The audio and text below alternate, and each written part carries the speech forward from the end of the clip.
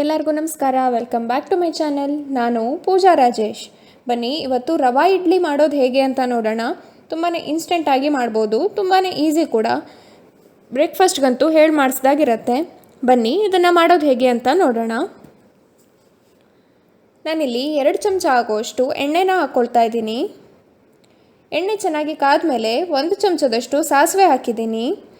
ಹಾಗೆ ಒಂದು ಸ್ವಲ್ಪ ಕರಿಬೇವನ್ನು ಹಾಕ್ತಾಯಿದ್ದೀನಿ. ಎರಡೂ ಚೆನ್ನಾಗಿ ಫ್ರೈ ಮಾಡ್ಕೋಬೇಕು. ಹೈ ಫ್ಲೇಮಲ್ಲಿ ಇಟ್ಕೋಬೇಡಿ, ಮೀಡಿಯಮ್ ಅಥವಾ ಲೋ ಫ್ಲೇಮಲ್ಲಿ ಇಟ್ಕೊಂಡು ಚೆನ್ನಾಗಿ ಫ್ರೈ ಮಾಡ್ಕೊಳ್ಳಿ. ಹಾಗೆ ಒಂದು ಸ್ವಲ್ಪ ಗೋಡಂಬಿ ಹಾಕ್ಕೊಳ್ತಾ ಇದ್ದೀನಿ, ತುಂಬಾ ಟೇಸ್ಟಿಯಾಗಿ ಆಗುತ್ತೆ. ಇದನ್ನು ಕೂಡ ಚೆನ್ನಾಗಿ ಫ್ರೈ ಮಾಡ್ಕೋಬೇಕು. ಕಪ್ಪಗಾಗೋ ತನಕ ಫ್ರೈ ಮಾಡ್ಕೋಬೇಡಿ. ಹಾಗೆ 1 ಕಪ್ಪಷ್ಟು ನಾನಿಲ್ಲಿ ಬಾಂಬೆ ರವಾನ ತೊಗೊಂಡಿದ್ದೀನಿ, ಇದನ್ನು ಹಾಕ್ಕೊಳ್ತಾ ಇದ್ದೀನಿ. ಲೋ ಫ್ಲೇಮಲ್ಲಿ ಇಟ್ಕೊಂಡು ಇದನ್ನು ಚೆನ್ನಾಗಿ ಫ್ರೈ ಮಾಡ್ಕೋಬೇಕು. 5 ನಿಮಿಷಗಳ ಕಾಲ ಚೆನ್ನಾಗಿ ಫ್ರೈ ಮಾಡ್ಕೊಳ್ಳಿ. ನೋಡಿ ಈ ಥರ ಆಗುತ್ತೆ. ಇನ್ನೂ ಯಾರೆಲ್ಲ ನನ್ನ ಚಾನೆಲ್ಗೆ ಸಬ್ಸ್ಕ್ರೈಬ್ ಆಗಿಲ್ವೋ ದಯವಿಟ್ಟು ಸಬ್ಸ್ಕ್ರೈಬ್ ಆಗಿ. ಹಾಗೆ ಪಕ್ಕದಲ್ಲಿರೋ ಬೆಲ್ ಐಕಾನನ್ನು ಪ್ರೆಸ್ ಮಾಡಿ, ಅದರಿಂದ ನಾನು ಯಾವುದೇ ಹೊಸ ವಿಡಿಯೋ ಹಾಕಿದ್ರೂ ನಿಮಗೆ ನೋಟಿಫಿಕೇಷನ್ ಬರುತ್ತೆ. ನೋಡಿ ಎಲ್ಲನೂ ಚೆನ್ನಾಗಿ ಫ್ರೈ ಮಾಡ್ಕೊಂಡಾಗಿದೆ. ಇದನ್ನು ಪೂರ್ತಿ ತಣ್ಣಗಾಗೋ ತನಕ ಹಾಗೆ ಬಿಡಬೇಕು. ನೋಡಿ ಇದಿವಾಗ ತಣ್ಣಗಾಗಿದೆ. ಸ್ವಲ್ಪನೂ ಬಿಸಿ ಇರಬಾರ್ದು, ಪೂರ್ತಿ ತಣ್ಣಗಾಗೋ ತನಕ ಹಾಗೆ ಬಿಡಬೇಕಾಗತ್ತೆ. ಇದಕ್ಕೆ ಅರ್ಧ ಕಪ್ಪಷ್ಟು ಮೊಸರನ್ನು ಹಾಕ್ತಾಯಿದ್ದೀನಿ. ಯಾವ ಕಪ್ಪಲ್ಲಿ ರವಾನ ತೊಗೊಂಡಿದ್ದೀವೋ ಅದೇ ಕಪ್ಪಲ್ಲಿ ಅರ್ಧ ಕಪ್ಪಷ್ಟು ಮೊಸರನ್ನು ಹಾಕ್ಕೋಬೇಕು. ಇದನ್ನು ಚೆನ್ನಾಗಿ ಮಿಕ್ಸ್ ಮಾಡ್ಕೊಳ್ಳೋಣ. ನೋಡಿ ಇಷ್ಟು ಮಿಕ್ಸ್ ಮಾಡಿ ಆದಮೇಲೆ ಅದೇ ಕಪ್ಪಲ್ಲಿ 1 ಕಪ್ಪಷ್ಟು ನೀರನ್ನು ಹಾಕ್ತಾಯಿದ್ದೀನಿ. ಸ್ವಲ್ಪನೇ ನೀರನ್ನು ಹಾಕಿ ಚೆನ್ನಾಗಿ ಮಿಕ್ಸ್ ಮಾಡ್ಕೊಳ್ಳಿ. ಗಂಟೆಲ್ಲ ಏನೂ ಇರಬಾರ್ದು. ಚೆನ್ನಾಗಿ ನೋಡಿ ಇಡ್ಲಿ ಹಿಟ್ಟೆಲ್ಲ ಹೇಗಿರುತ್ತೆ ನೋಡಿ ಅದೇ ಥರನೇ ಆಗಬೇಕು. ಉಳಿದಿರೋ ನೀರನ್ನು ಹಾಕಿ ಚೆನ್ನಾಗಿ ಮಿಕ್ಸ್ ಮಾಡ್ಕೊಳ್ತಾ ಇದ್ದೀನಿ. ಹಾಗೆ ಒಂದು ಸ್ವಲ್ಪ ಸೋಡಾ ಹಾಕ್ತಾಯಿದ್ದೀನಿ. ಅಡುಗೆ ಸೋಡಾ ಹಾಕಿದ್ದೀನಿ. ನಿಮ್ಮ ಹತ್ರ ಅಡುಗೆ ಸೋಡಾ ಇಲ್ಲ ಅಂತಂದರೆ ಏನೋ ಬೇಕಿದ್ರೂ ಹಾಕ್ಬೋದು.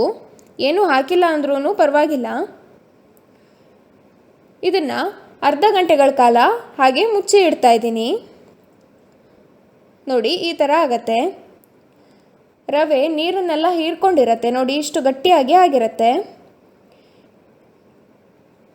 ಹಾಗೆ ಇದಕ್ಕೆ ಅರ್ಧ ಕಪ್ಪಷ್ಟು ಕ್ಯಾರೆಟ್ನ ಹಾಕಿದ್ದೀನಿ. ಹಾಗೆ ಒಂದು ಸ್ವಲ್ಪ ಕೊತ್ತಂಬರಿ ಸೊಪ್ಪು ಹಾಗೆ ಹಸಿಮೆಣಸಿನ್ಕಾಯಿನ ಹಾಕ್ತಾಯಿದ್ದೀನಿ. ಎಲ್ಲನೂ ಚೆನ್ನಾಗಿ ಮಿಕ್ಸ್ ಮಾಡ್ಕೊಳ್ಳೋಣ. ತುಂಬ ತೆಳುವಾಗಿ ಆಗಬಾರ್ದು ಹಿಟ್ಟು.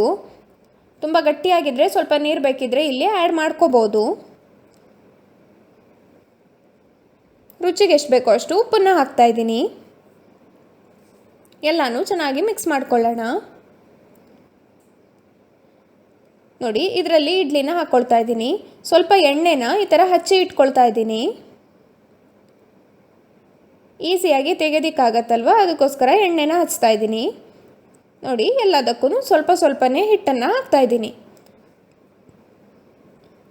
ನಿಮಗೆ ಈ ರೆಸಿಪಿ ಇಷ್ಟ ಆಗಿದರೆ ಪ್ಲೀಸ್ ಲೈಕ್ ಮಾಡಿ. ಹಾಗೆ ಸಬ್ಸ್ಕ್ರೈಬ್ ಮಾಡೋದನ್ನು ಮರಿಬೇಡಿ. ಇದನ್ನು 10 ನಿಮಿಷಗಳ ಕಾಲ ಬೇಯಿಸೋದಕ್ಕೆ ಇಡಬೇಕು. ಹೈ ಫ್ಲೇಮಲ್ಲೇ ಇಡಿ, ಮೀಡಿಯಮ್ ಅಥವಾ ಲೋ ಫ್ಲೇಮಲ್ಲಿ ಇಡಬೇಡಿ. ನೋಡಿ 10 ನಿಮಿಷ ಆದಮೇಲೆ ರುಚಿಯಾಗಿರೋಂಥ ರವೆ ಇಡ್ಲಿ ರೆಡಿ ಆಗುತ್ತೆ. ನಿಮಗೆ ಈ ರೆಸಿಪಿ ಹೇಗೆ ಅನ್ನಿಸ್ತು ಅಂತ ನನಗೆ ಕಮೆಂಟ್ ಸೆಕ್ಷನಲ್ಲಿ ತಿಳಿಸಿ. ಹಾಗೆ ಈ ರೆಸಿಪಿ ನಿಮಗೆ ಇಷ್ಟ ಆಗಿದ್ದರೆ ಪ್ಲೀಸ್ ಲೈಕ್ ಮಾಡಿ, ಶೇರ್ ಮಾಡಿ, ಹಾಗೆ ಸಬ್ಸ್ಕ್ರೈಬ್ ಮಾಡಿ. ನನ್ನ ಮುಂದಿನ ವಿಡಿಯೋದಲ್ಲಿ